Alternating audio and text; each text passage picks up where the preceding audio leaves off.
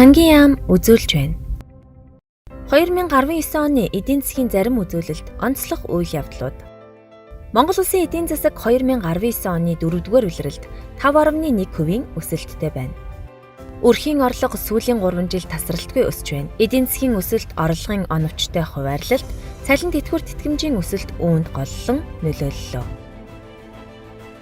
Гадаад худалдааны тэнцэл 1.5 тэрбум ам.долларын ашигтай гарлаа. Гадаад валютын нөөц 4.4 тэрбум ам.долларт хүрч байна. Макро бодлогын зохицуулалтыг оновчтой хийснээр ийхүү нэмэгдлээ. Инфляцийг зорилтод нам түвшинд хадгалж, макро эдийн засгийн тогтвортой орчинг бүрдүүллээ.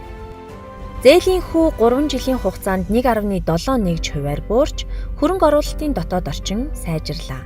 Хамтарсан бүлгээс саарл жагсаалтаас гарах ажлын төлөвлөгөөний явцыг ахицтай. Нийт 6 ажлаас 3-ыг нь хангалттай, 3-ыг нь хэсэгчлэн биелүүлсэн гэсэн үнэлгээг авлаа.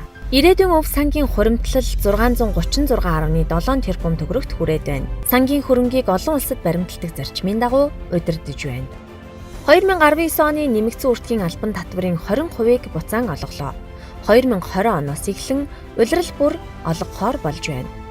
Татварын хуулийн шинжилгээг хэрэгжүүллээ. Уг хуулиар аж ахуйн нэгжид татварын үр төлөх хугацаагаа хойшлуулах, тайлангаа залруулах, гадаад улсад татвар төлсөн орлогодоо давхардуулан татвар төлөхгүй байх, Монгол улсад бүртгэлтэй тайлан ирүүлсэн нийт 107 мянган аж ахуйн нэгжийн 95% нь 1% татвар төлөх боломж нээгдэж байна. Нийгмийн халамжийн 4 үйлчилгээний мөнгийг e-баримт аппликейшн ашиглан олгож эхэллээ.